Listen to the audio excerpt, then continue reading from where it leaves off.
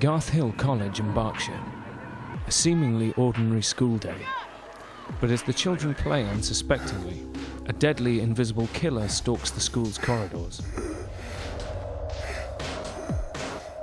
And by the time this Year 9 biology lesson is over, more than 2/3 of the pupils will have fallen victim to this unseen menace. Its name? Aviflu. But fear not. Aviflu is a harmless classroom activity dreamt up by Nigel Heslop, commissioning editor of Science Update.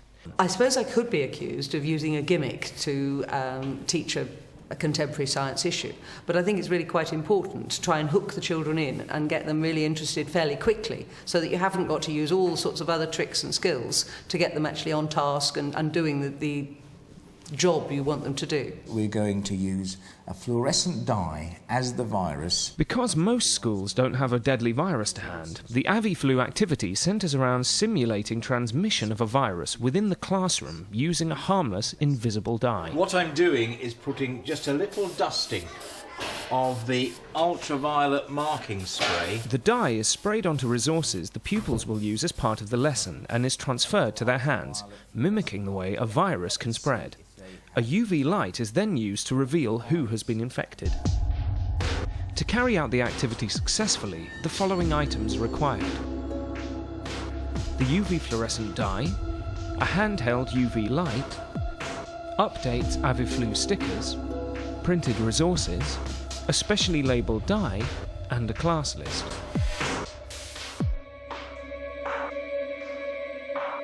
As a starter, the idea is to use the computer virus bird virus comparison activity. Yeah, that's a good one. And you're going to put that up on the whiteboard. Look at the board, look at the information, read the sheet on your desk, fill in similarities and differences. You have 5 minutes. Off you go. Alice, what have you got? If you email someone, you can get it. Yeah, I know, but bird flu can spread to... The starter activity is a simple picture of a computer with an ugly face and a virus bug type thing. And it's just to get their brains going and thinking in terms of what are viruses, what do they do, how do they infect. I want 1 or 2 of the similarities and differences. Both of the viruses can be passed on, like in computers, through email, and in human and living organisms. The computer virus can only cost you money, whereas the flu virus can cost you your life. When we go on to the main activity, how are we going to generate the questions for the pupils to investigate in the main activity? The question really they need to think about is what do they know about viruses? What do they need to know?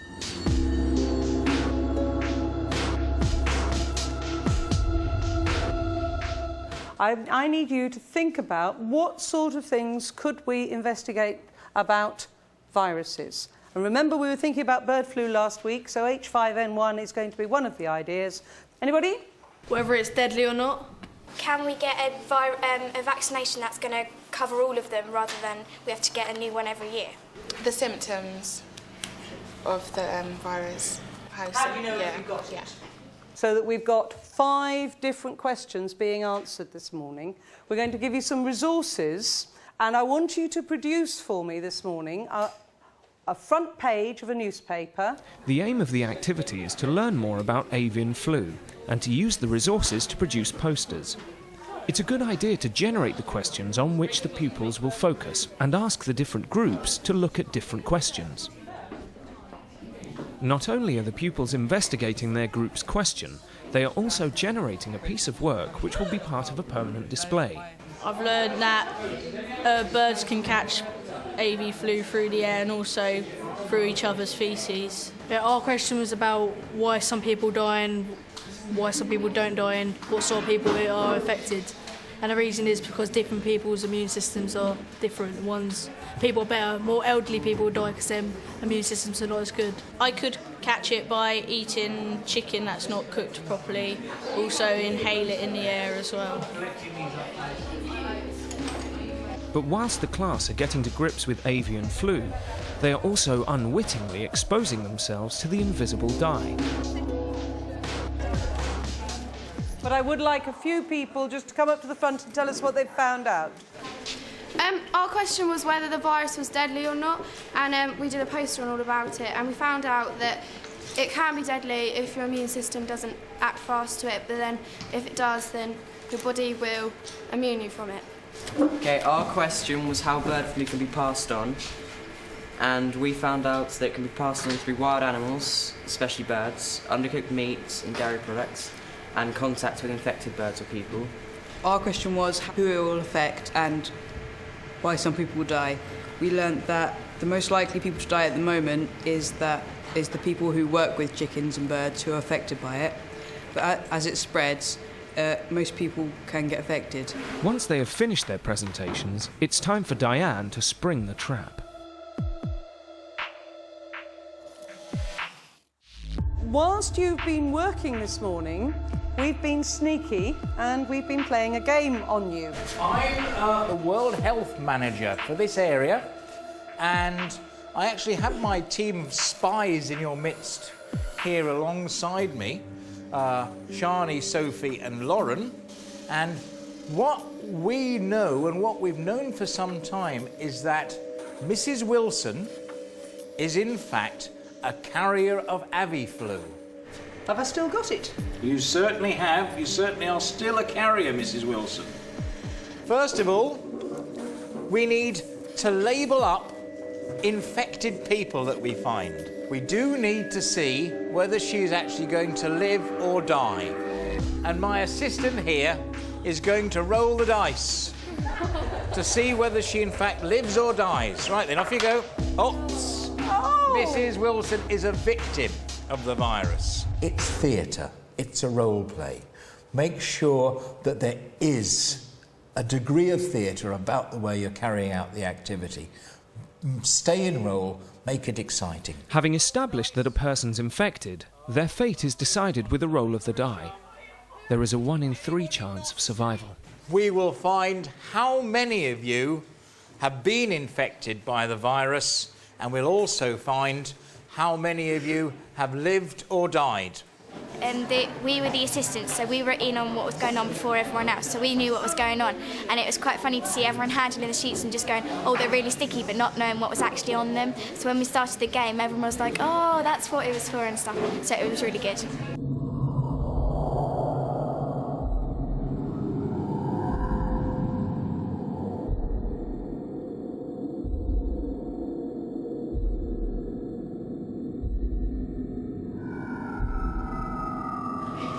Yep. There's evidence of some infection there. Could infected sticker, please? And can we roll the dice? Oh, I'm afraid this one's died as well, so... Oh, look at that. Could we roll the dice here with an infected sticker?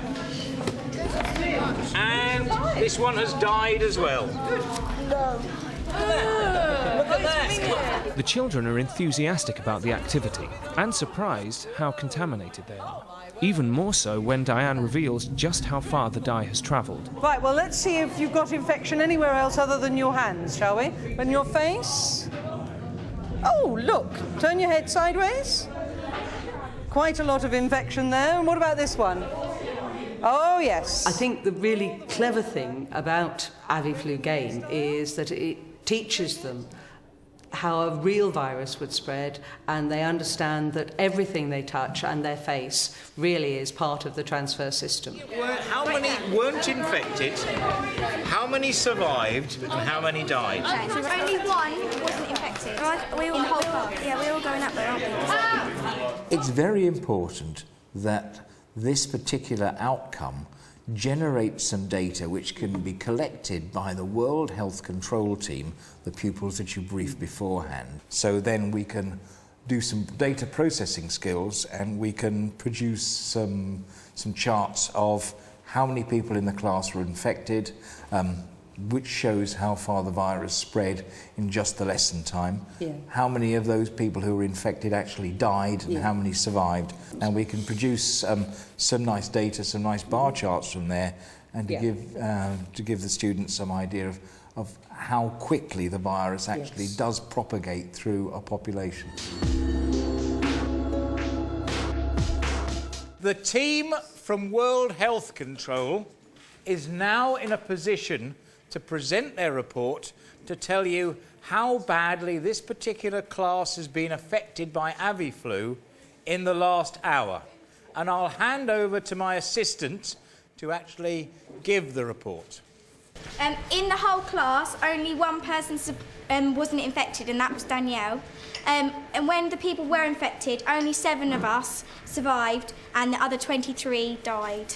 Well, Mrs. Wilson, on behalf of the World Health Organization, I have to report that you have carried the disease into this classroom, and as a result, in the last hour, 75% of this class have been killed by the disease. Including me.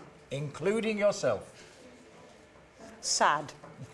My favourite bit was doing the game because it was really interesting to find out how you can get the virus and how many people could survive and how many people died from it. I enjoyed the part with where we caught bird flu through the dye and the ultraviolet lights. That was fun. That was quite fun. It was getting everybody involved in seeing how people can be affected and how many people will survive or be immune to it. I was a victim. I died, unfortunately.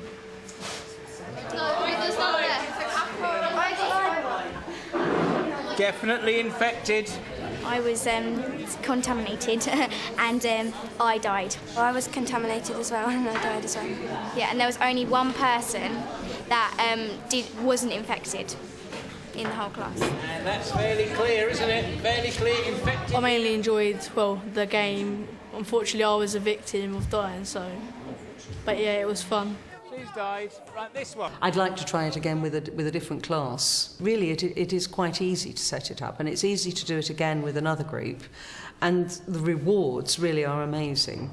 The activity seen here is based on one lesson, but Aviflu can be extended to last a week and spread throughout the whole school, although the wider activity can only be carried out every few years. The bird flu activity can be broadened out throughout the whole school, and a couple of years ago we did infect the whole school with the SARS virus. Really, we did quite well. We had most of the school infected and we killed off 25% of the population. It's important that the children know that Aviflu is not a real virus and the activity is a simulation. Make sure the game actually replicates real science. It's a piece of theatre, and it's important to use the element of surprise. Laminating the resources prevents the dye sinking in and enhances transmission of Aviflu. If you generate data, this can then be used in the follow-up lesson to reinforce the learning. It's worth enrolling a lab technician or teaching assistant as the health official to enhance the game. As with all lab activities, it's important that the pupils wash their hands at the end. That way, the one thing they won't take with them when they leave the classroom is Aviflu.